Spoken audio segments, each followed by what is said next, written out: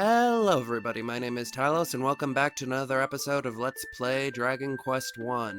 Last time we delved into the depths of the Grave of Garai, where we found none other than the silver harp that we need to show the old sage here at this shrine that we are a true descendant of Roto, and then he will give us the second relic we need in order to face off against King Dragon. And before we do that, I want to show what the actually silver harp does if you try to use it. Talos, strum the silver harp.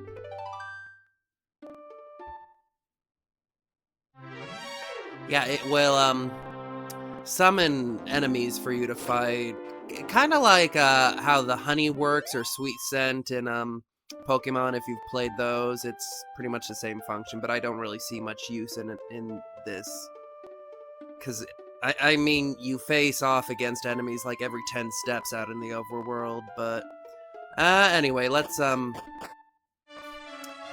trade off the silver harp.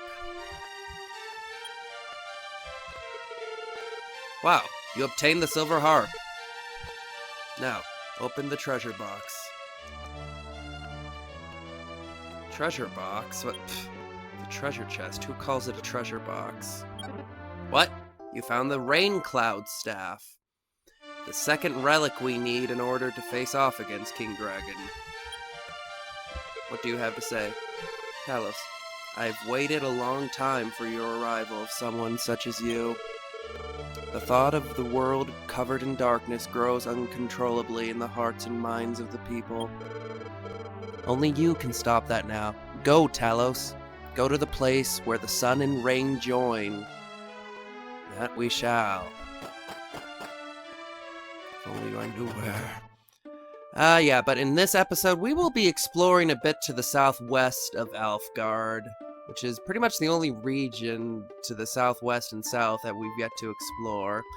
Also, I am level 11 now. Bought some new gear. We have the steel sword and steel armor, so we're definitely armed and armored that we can definitely defend ourselves. Anyway, I will now travel down to the southwest. I will meet you there in a few minutes. Okay, so I kind of lied. I mean, we are going to the southwest, but there's something I want to try first. This is that cave just south of Myra, which you'll see what I'm going to attempt here very shortly. So I've seen guides online saying it recommends you being around level 13 or 14 to attempt this, but I think it's worth a shot even at my level 11. Take that, Iba. Okay, let me see if I can remember which way to goo like a slime.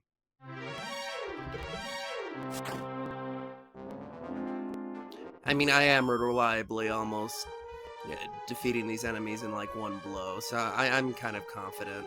Get out of here, mage.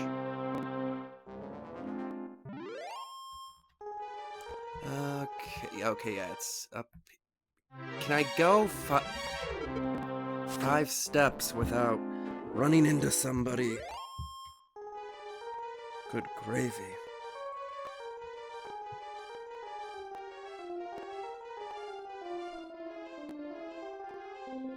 Okay, I was right. It is this way. Let me heal up. Oh my gosh, I swear. Die, you ghost. I mean, they're basically just cannon fodder at this point, and they're just slowing us down. Yes, this... Can I talk, please? Okay. Okay, so we look over there. That is the princess that we've heard so much about. She's being held captive inside this cave just south of Myra. And now it's time for us to rescue her. We open the door with one of the magic keys. And we see a dragon before us.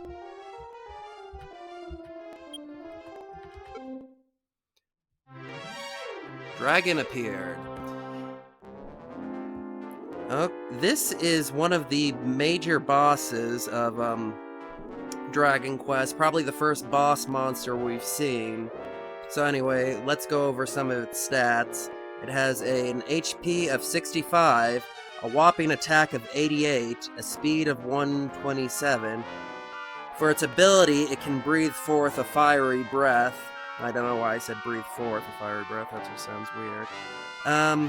As a defense of 74, it yields 45 experience and 110 gold. I think with it being basically a boss monster that it would yield a lot more gold or experience. But anyway, so your best bet is to cast Sleep on it. It has, for this particular monster, maybe about a 50% chance of hitting, so hopefully it hits. Okay, so it deals 16 damage to us. I'm gonna try one more.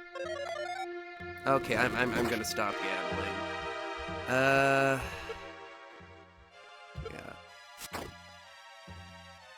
11 damage.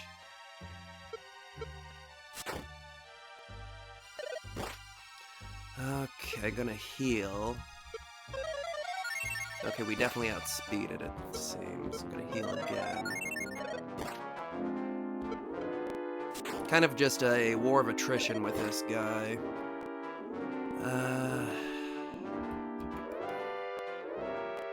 Just hope he doesn't get a critical. Okay, let's heal again. Crap. Oh, that was close. That was close. How many? Okay, I'm just gonna use the medical herb.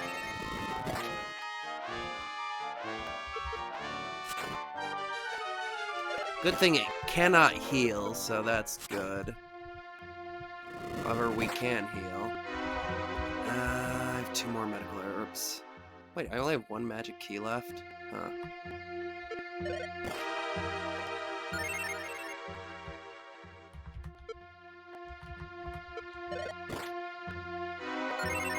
Kind of reminds me of, sort of like early Pokemon, at least for me. I wasn't very good at it, so I basically just stalled out some of the gym leaders, and, until the point where they had to use Struggle, and they eventually KO'd their own Pokemon. Okay, use heal. I don't know the exact number of HP it has right now. I assume it's getting close to hopefully being dead. Come on. Okay. Please, please. Okay, use heal again. Oh, that was another close call. I am calling it close. I am flying dangerously close to the sun here. Well, I mean, I guess that's appropriate considering he's spewing fire at me.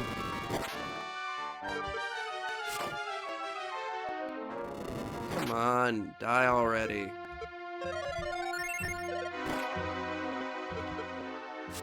Please be a good dragon and die.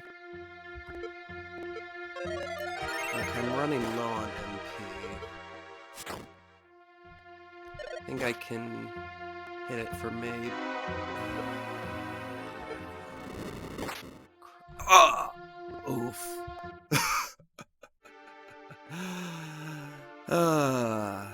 Well, it was worth a shot. Oh, Talos, it seems you've died in battle. I'm not a harsh person, so I will give you another chance. You're wounded in battle, make your way back to a town and seek lodging at an inn. I pray that this does not happen again. To reach the next level, you will need 879 experience. No, not now. Yes, we would like to continue. Well, it was worth a shot. How much money do I have? Okay. I shall stock up on some magic keys here, and this time I promise we're gonna go explore the southwest of Alfegard. See you in a few minutes. Okay, here we are at just the border of some new land that we've yet to explore. This is the southwest of Alfegard, so without further ado, let's explore this strange land. I don't know why I keep saying without further ado. There's not really many or what am I saying? Many new enemies here. We just sort of never got around to exploring it. You can cross that bridge going south of, oh, I cannot remember the Japanese name of it. I keep wanting to call it Galenholm. The town that had the Grave of Garai. Anyway, yeah, you head south from there to reach this new section of land. And there should be a new dungeon around here somewhere. We will find it. Do not worry.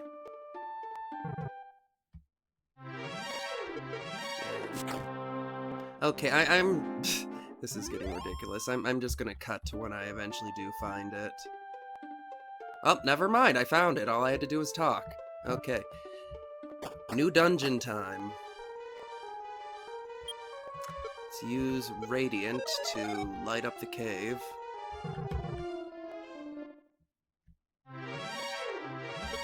Now, I could have I honestly probably should have tackled this earlier.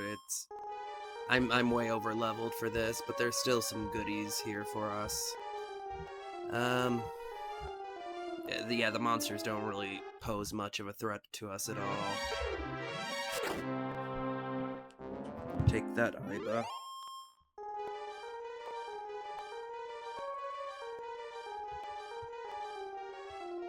Yeah, this is called the Rocky Mountain Cave in the English versions. I think in the Japanese version it's called Turtle Cave or something like along those lines.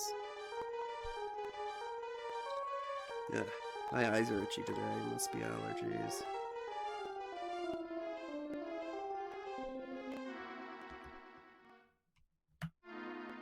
Yeah, it's definitely a bit of a maze here.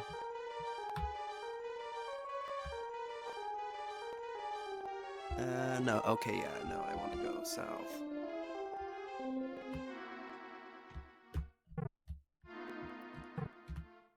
No, okay, dead end. We shall make it. Don't worry. Get on, Iba.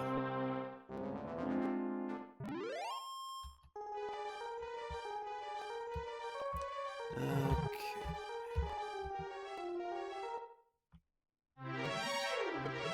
Also, something I sort of want to talk about while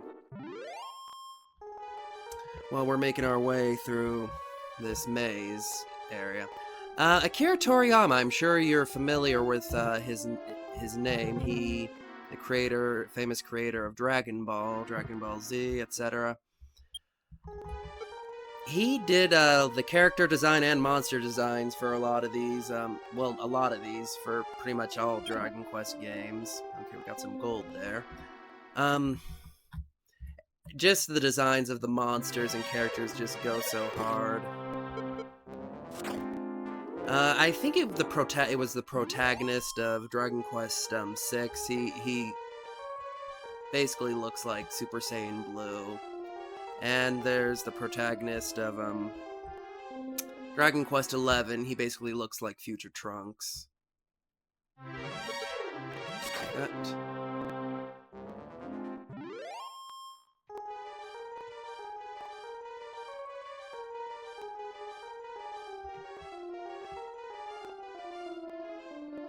Oh wait, yeah, this is the wrong way. I swear I know what I'm doing, guys. Okay.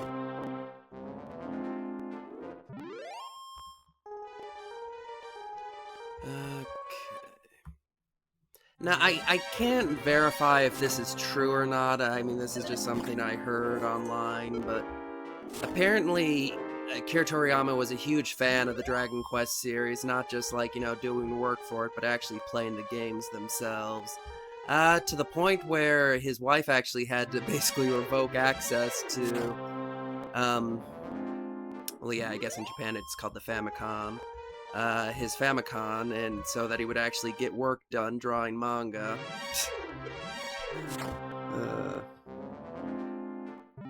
Again, I don't know if this is true or not, just something funny I heard.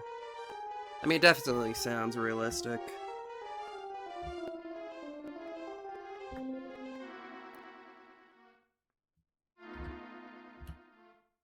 We head down here.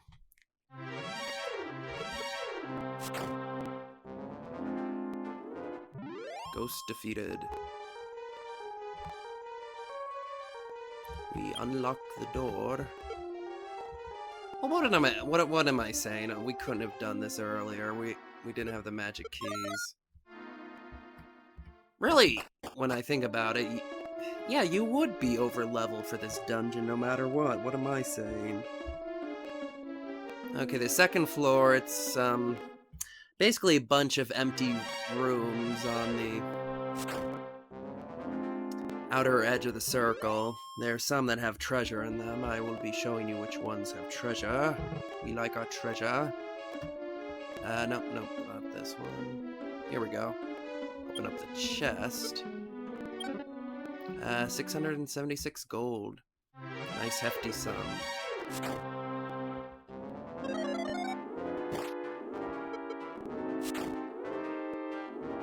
Wizard defeated. And the room right next to it. Oh, as soon as I bump up against the treasure chest.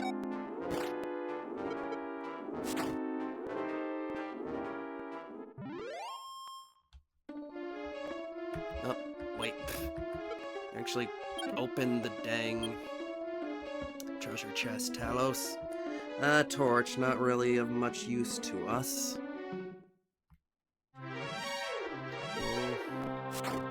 Really should have bought some holy water while I was in, Ratatome Castle. Okay. Another wizard.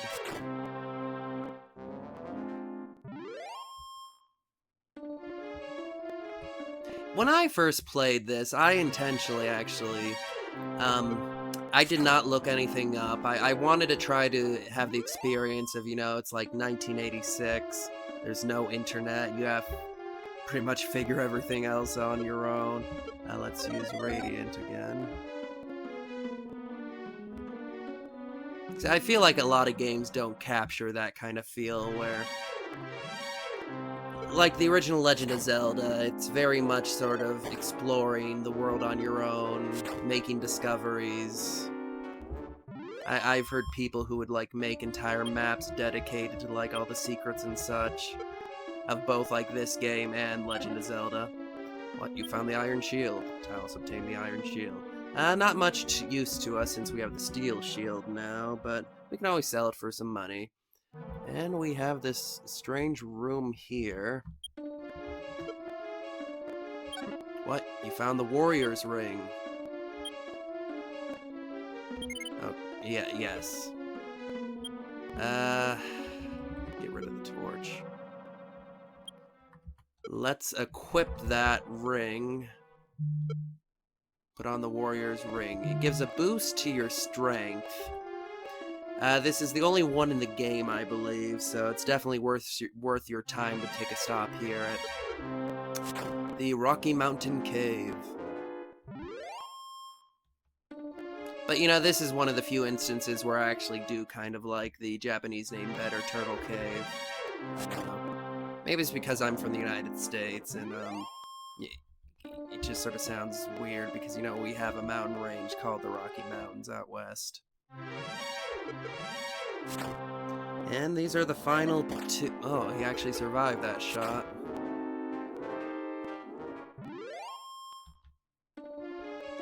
We have the final two chests. Let's see what's inside them. Found the strength seed, but Talos can't hold anything else. Yeah, fine.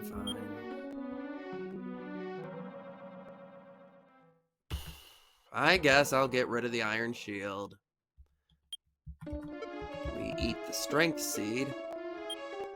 And strength increased by 3. What's in chest number 2? What, you found the magic nut. That will increase our MP, so let's eat that. Talos' maximum MP increased by 3. So,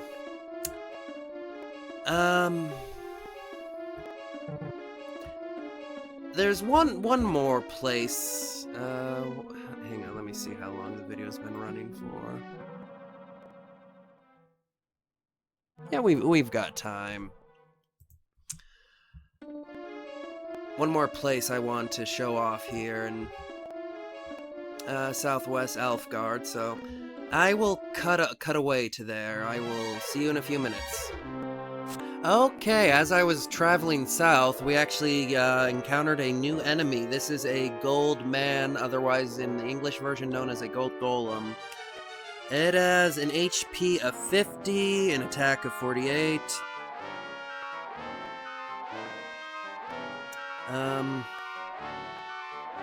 Has a speed of 223, but I don't think that can be right. If it is, I'll correct that in post.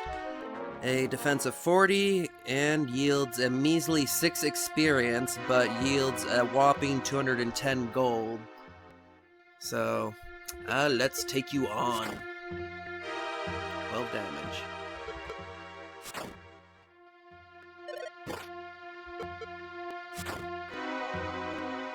Damage.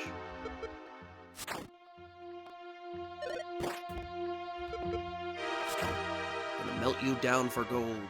And we beat him. 6 experience and 650 gold, yeah. So if you need to grind for like gold or whatever instead of experience to buy like new gear, that's definitely the enemy for you, so without further ado, let's continue our journey further south to the southeast. See you in a few minutes. Okay, so I'm back. Why am I in the king's throne room instead of to a new area? I basically got jumped by an unlucky string of attacks where I frickin' died.